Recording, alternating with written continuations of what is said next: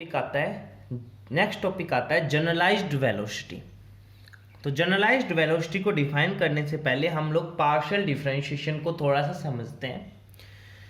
हमारे सामने मान लो ये कोई भी एक वेक्टर है जो कि किसके बराबर है, A X B Y C Z. यहाँ पे एक्स वाई जेड तीनों वेरिएबल है। अगर मैं इसका पार्शियली डिफरेंशिएशन करता हूँ x के रेस्पेक्ट में, तो इसका मतलब ये हुआ कि y और z तो कांस्टेंट की तरह ट्रीट होंगे, केवल x एक वेरिएबल की तरह ट्रीट होगा। तो इस ऐसा करने पर ये x की partial differentiation of with respect to x करने पे हमारे सामने आंसर आएगा इसका, तो a कांस्टेंट का 0, कांस्टेंट का 0। अभी हम लोगों ने डिस्कस किया कि हमारे सामने जो आर आई जो कि एक सिंपल पोजीशन वेक्टर को रिप्रेजेंट कर रहा था, वो किन किन जनरलाइज्ड कोऑर्डिनेट्स का फंक्शन है, q1 q2 q3 dash dash dash q3n और टाइम का। ऐसा कब? जब कोई भी कंस्ट्रेंट नहीं है सिस्टम के अंदर तब। और हम लोग ऐसे सिस्टम के साथ डील कर रहे हैं जहां पे कोई कंस्ट्रेंट नहीं है। अगर मेरे सामने सिंपल पोजीशन वेक्टर है, उससे अगर मुझे सिंपल वेलोसिटी फाइंड आउट करनी होती तो हम लोग क्या करते थे, इसका डिफरेंशिएशन करते थे टाइम के साथ में। तो हम लोग अब फिलहाल यही करेंगे कि हम लोग इसका टाइम डेरिवेटिव निकालेंगे। और टाइम डेरिवेटिव को, अगर मुझे किसी फंक्शन का टाइम डेरिवेटिव निकालना है तो मैं उसके ऊपर सिंपल डॉट से उसको रिप्रेजेंट कर सकता हूँ कुछ इस प्रकार से। इसका मतलब होगा differentiation of a with respect to time. Clear? तो हम लोग ये नोटेशन यहाँ पे यूज करेंगे। आई थिंक आपको क्लियर होगी ये नोटेशन। तो इसका टाइम के रिस्पेक्ट में डेरिवेटिव करना है। टाइम डेरिवेटिव के लिए मैंने कहा कि ऊपर डॉट से, इस तरीके से हम लोग टाइम डेरिवेटिव यूज करेंगे। अब हम लोग सबसे पहले ये हमारे सामने ये जो फंक्शन है ये आ रहा है, ये किन किन का फंक्शन है, Q1 Q2 Q3 test Q3n और टाइम के साथ। अगर मुझे इनका टाइम डेरिवेटिव निकालना है तो हम लोग क्या करेंगे, हम लोग इनको चेन फॉर्मूले से इसका हम लोग डिफरेंशिएशन करेंगे। चेन फॉर्मूला क्या कहता था कि अगर हम लोग सबसे पहले हमारा आर आई को हम लोग Q1 के रिस्पेक्ट में पार्शियली डिफरेंशिएट करते हैं। तो सबसे पहले हम लोग आर आई का पार्शियली डिफरेंशिएशन कर देंगे Q1 के रिस्पेक्ट में, और Q1 का हम लोग डिफरेंशिएशन कर देंगे टाइम के रिस्पेक्ट में। तो ये आपका आर आई का डिफरेंशिएशन हो गया Q1 के साथ। फिर हम लोग सेम Q2 के साथ करेंगे, कि एक सेम Q3 के साथ, सेम Q3n के साथ और सेम टाइम के साथ हम लोग ऐसा करेंगे। तो ऐसा करने पे क्या क्या आंसर आते हैं हम लोग इसको देखते हैं। तो हम लोग सबसे पहले Q1 के साथ करते हैं। तो मैंने क्या कहा कि हम लोग पहले पार्शियली डिफरेंशिएशन कर देंगे आर आई का with respect to Q1, chain फॉर्मूले के कारण चेन फॉर्मूला यूज करें। और फिर हम लोग Q1 का डिफरेंशिएशन कर देंगे टाइम के साथ, और टाइम डेरिवेटिव को मैंने कहा ऊपर डॉट से हम लोग रिप्रेजेंट करेंगे प्लस। ऐसे ही सेम हम लोग करेंगे partial differentiation R I function का with respect to Q2 and Q2 का टाइम डेरिवेटिव। ऐसे ही 3 के लिए, ऐसे ही 4 के लिए। अब हम लोग आखिरी टाइम के लिए देख लेते हैं। हम लोग पार्शियल डिफरेंशिएशन करेंगे आर आई का विद रिस्पेक्ट टू टाइम, और अब मुझे टाइम का डेरिवेटिव टाइम के रिस्पेक्ट में करूंगा t का, तो 1 आ जाएगा, इनटू में 1। आई बात समझ में? अब देखो ध्यान से, आर आई को मैं कैसे डिफाइन कर सकता हूं। अब यहां पे मैं समेशन लगा दूं 3n के लिए, जैसे कि हम लोगों ने पहले लगाया था। भैया समेशन मैं लगा रहा हूं j बराबर 1 से लेकर 3n। यहाँ पे j किसके लिए रिप्रेजेंट कर रहा हूँ ये भी ध्यान से समझना। मैं कर रहा हूँ कि भैया partially differentiation of are I with respect to Qj गुणा में Qj का डेरिवेटिव, और प्लस के अंदर partial differentiation of are I with respect to time. तो ये हमारे सामने आ गया जनरलाइज्ड वेलोसिटी की transform equation. This is the transform equation of generalised velocity. अब यहाँ से हम लोग जनरलाइज्ड वेलोसिटी को हम लोग क्या है, यहाँ पे कौन सी टर्म जनरलाइज्ड वेलोसिटी को रिप्रेजेंट कर रही है, तो ये जो Qj डॉट है ना, ये जनरलाइज्ड वेलोसिटी को रिप्रेजेंट कर रहा है। तो what is Qj dot? It is the time derivative of generalised coordinate. तो how can you define the generalized velocity? The time derivative of derivative of generalized coordinate, the time derivative of generalized coordinate is known as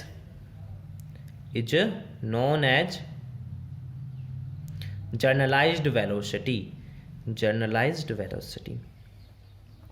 एक बार जैसे ही हम लोग सारे generalised velocity, generalised displacement, generalised force कर लेंगे। उसके बाद एक वीडियो के अंदर हम लोग एग्जाम नोट्स को डिस्कस करेंगे।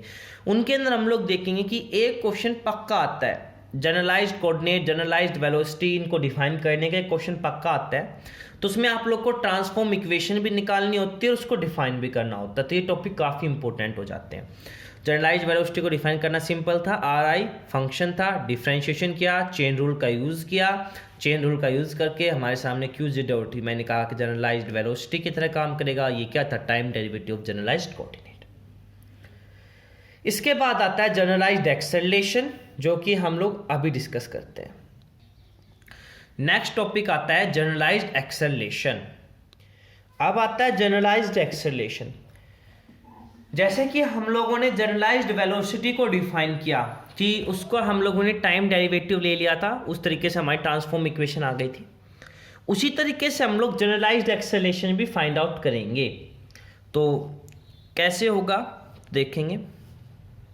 हमारे सामने यहाँ पे राइट है, हमारे सामने एक इक्वेशन आई जो कि ऊपर ही है, समेशन j बराबर 1/3n। ये है transform equation of generalised velocity. ठीक है, जनरलाइज्ड वेलोसिटी को सिंपल वेलोसिटी में बदलना हो या सिंपल वेलोसिटी को जनरलाइज्ड वेलोसिटी के लिए जो इक्वेशन हम लोग यूज़ करेंगे वो होगी ये। अब हम लोग बातचीत करते हैं सिंपल सी, हम लोग थोड़ा समझने की कोशिश करते हैं कि जनरलाइज्ड एक्सेलरेशन हम लोग इससे कैसे निकालें। तो अगर हम लोग इसका दोबारा डिफ्रेंशिएशन कर दें, अगर मेरे सामने सिंपल वेलोसिटी है, अगर मुझसे उसे एक्सेलरेशन निकालना, तो हम लोग उसका टाइम के रेस्पेक्ट में डिफ्रेंशिएशन करते थे।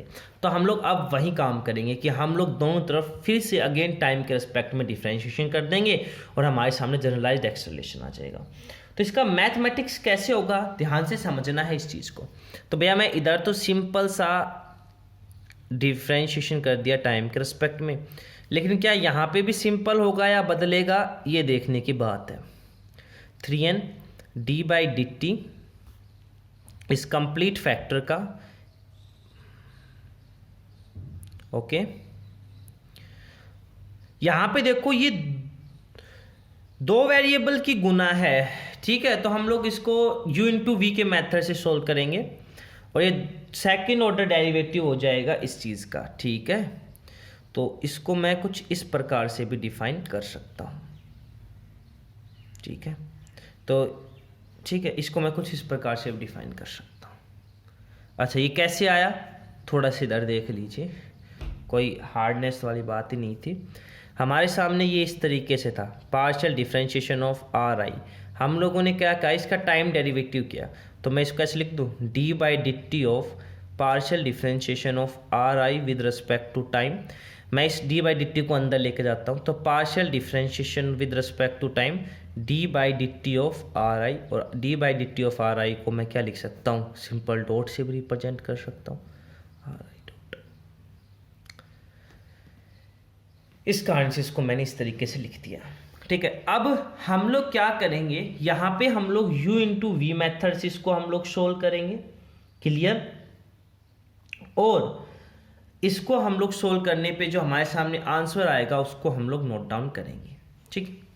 अब देखो, आर आई का double derivative is equal to, summation को अलग रखो, j बराबर 1 से 3n।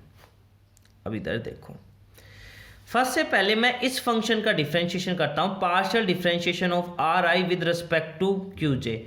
अब मैं ये सेम यही मेथड लगा रहा हूं भैया, partial differentiation of are I with respect to Q J निकालना है। मैं पार्शियल को बाहर ले लेता हूं, इसको अंदर ले जाता हूं, तो d/dt ऑफ आर आई हो जाएगा। d/dt ऑफ आर आई किसके बराबर होता है, आर आई डॉट के बराबर। तो मैं इसको ऐसे लिख दूं कि partial differentiation with respect to Q J किसका, आर आई डॉट का। कैसे आया, ये बात आई समझ में, नहीं आई तो एक बार इधर देख लो भैया। हमारे सामने ये कॉम्प्लेक्स था, हम लोगों को इस कॉम्प्लेक्स को सोल्व करना था। मैंने क्या किया, पार्शियल डिफरेंशिएशन को मैं बाहर लेके गया, इस कंप्लीट डेरिवेटिव को मैं अंदर लाया, और फिर इसी कंप्लीट डेरिवेशन के कारण हमारे सामने कुछ इस प्रकार से आ रहा है। आर आई डॉट क्यू लिख रहा हूँ, टाइम डेरिवेटिव को रिप्रेजेंट करते हैं। तो इस तरीके से हम लोग इसको सोल्व कर रहे हैं। ये हो गया। तो second as it is, q J dot as it is. अगले में फर्स्ट एज इट इज, और अब हम लोग इसका डिफ्रेंशिएशन करेंगे तो डबल डेरिवेटिव हो जाएगा, क्यू जे डॉट डबल डॉट प्लस, ये अलग था, plus partial differentiation of are I dot with respect to time. आई बात समझ में कुछ या नहीं आई? ये जो क्यू जे डॉट है ना, यहाँ पे ये जो टर्म है, ये टर्म आप लोगों का रिप्रेजेंट कर रही है जनरलाइज्ड वेलोसिटी को। ये किसको रिप्रेजेंट कर रही है? सो जनरलाइज्ड एक्सेलरेशन को। तो यहाँ से आप लोग जनरलाइज्ड एक्सेलरेशन की डेफिनेशन लिख सकते हो कि second order time derivative of generalised coordinate is known as generalised velocity. यहाँ से जनरलाइज्ड एक्सेलरेशन, माय मिस्टेक, क्या कह सकते हो कि second order time derivative of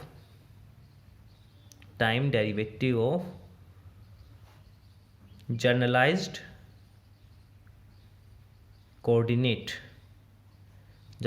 coordinate का सेकंड ऑर्डर टाइम डेरिवेटिव ही आप लोगों का coordinate is known as generalised acceleration. इसकी ट्रांसफॉर्म इक्वेशन को हम लोग थोड़ा और सिंप्लीफाई भी कर सकते हैं। कैसे? आर आई डॉट की वैल्यू उठाकर यहाँ पे पुट कर और फिर हम लोग इसको आगे सोल्व करें तो ये थोड़ा और सिंप्लीफाई भी हो सकता है। अगर आप लोग चाहो तो हम लोग इसको और ज़्यादा सिंप्लीफाई भी कर सकते हैं और इससे हमें थोड़ा सा और इम्पोर्टेंट रिजल्ट भी पता लगेगा। तो हम लोग थोड़ा इसका और सिंप्लीफिकेशन देखते हैं। हम लोग आर आई डॉट की वैल्यू उठाकर पुट करते हैं। अब आगे हम लोगों ने कुछ नहीं किया, सिंपली हम लोगों ने आर आई डॉट की जो वैल्यू थी वो हम लोगों ने पुट कर दी उस हमारे सामने जो ये इक्वेशन बनकर आई थी, ये वाली, इसके अंदर यहाँ पे जो आर आई डॉट दो जगह था उसकी वैल्यू हम लोग आर आई डॉट निकाल लिया था, हम लोगों ने उसकी वैल्यू उठा के पुटअप की है। यहाँ पे मैंने आर आई के लिए, यहाँ पे देखो जे हम लोग पहले ही लेके चल रहे थे, यहाँ पे मैंने इंडिसेस को चेंज किया है के की फॉर्म में। सिंपली आर आई डॉट दो जगह था, हम लोगों ने उसकी जगह इसकी वैल्यू उठा के रखी है। अगर हमें इसको थोड़ा और सिंप्लीफाई करना है तो हम लोग ऐसा कर सकते हैं। तो हमारे सामने आर आई डबल डॉट की वैल्यू क्या होगी भैया? एक समेशन तो ये है, दूसरा समेशन ये है, दोनों समेशन को लेते हैं बाहर। तो एक समेशन तो हमारा ये है कि j बराबर 1 से लेकर 3n, और एक समेशन हमारा ये है कि k बराबर 1 से लेकर 3n। अब हम लोग इस वाले फैक्टर को अंदर लेके जाते हैं। Partially differentiation with respect to Q J, और इधर है partial differentiation with respect to Q K, और दोनों के अंदर हम लोग को आर आई, यहाँ पे पार्शियल दो पार्शियल डिफरेंशिएशन है आर आई और क्यू के डॉट के रिस्पेक्ट में। ओके, साथ में यहाँ पे क्यू जे डॉट भी है। तो मैं इन सब की मल्टीप्लाई करता हूँ और एक सिंपल सी फॉर्म में मैं इसको लिखता हूँ। तो हमारे सामने क्या होगा भैया, इनकी मैं ये भी अंदर लेके जाता हूँ और ये भी अंदर मैं लेके जाता हूँ। समेशन को मैं ऑलरेडी बाहर ले गया। तो देखो इधर इस वाले फैक्टर के साथ मैं मल्टीप्लाई कर रहा हूँ, फर्स्ट इस फैक्टर के साथ। देखो पार्शियल और इन दोनों की मल्टीप्लाई करता हूँ, ये हो गया सेकंड ऑर्डर डेरिवेटिव, यहाँ पे हमारे सामने आ गया। एक बार क्यू जे के साथ पार्शियल डिफरेंशिएशन होगा और एक बार ये क्यू के होगा। एक बार क्यू के साथ पार्शियल डिफरेंशिएशन होगा आर आई का, यहाँ पे क्यू के डॉट आएगा और क्यू जे डॉट आएगा, प्लस इसको मैं इसके साथ मल्टीप्लाई करता हूँ। तो हमारे सामने क्या आएगा, अब यहाँ पे दो समेशन नहीं आएंगे, माय मिस्टेक, दो समेशन नहीं आएंगे, यहाँ पे केवल एक ही समेशन आएगा। यहाँ पे के वाला समेशन नहीं आएगा, यहाँ पे केवल जे वाला समेशन आएगा। समेशन जे बराबर 1 से लेकर 3n, एक ही समेशन आएगा। यहाँ पे वही हो जाएगा पार्शियल स्क्वायर आर आई, और यही चीज़ आ जाएगी आप लोगों के सामने। तो हम लोग जो सोल्व कर रहे हैं इन चीज़ों को, आप लोग के सामने चीज़ें सोल्व हो के आ रही है। अब ये वाला फैक्टर डायरेक्ट लिख दूं, यहाँ पे ये वाला फैक्टर डायरेक्ट आ जाएगा। सिंपल उतारना है, आप लोग उतार सकते, कोई हार्ड रूल ऑफ मैथमेटिक्स यहाँ पे यूज़ नहीं हो रहा। समेशन को मैं बाहर लेके गया, के बराबर 1 से 3n पर, यहाँ से क्या बना, देखो भैया, इसके साथ मल्टीप्लाई कर दी मैंने,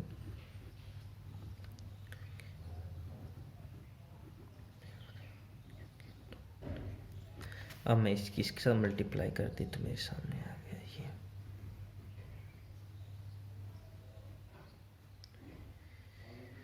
तो ये आप लोगों के सामने इस चीज को हम लोगों ने आर आई की वैल्यू रखकर फिर हम लोगों ने इसको सोल्व कर दिया, ठीक है।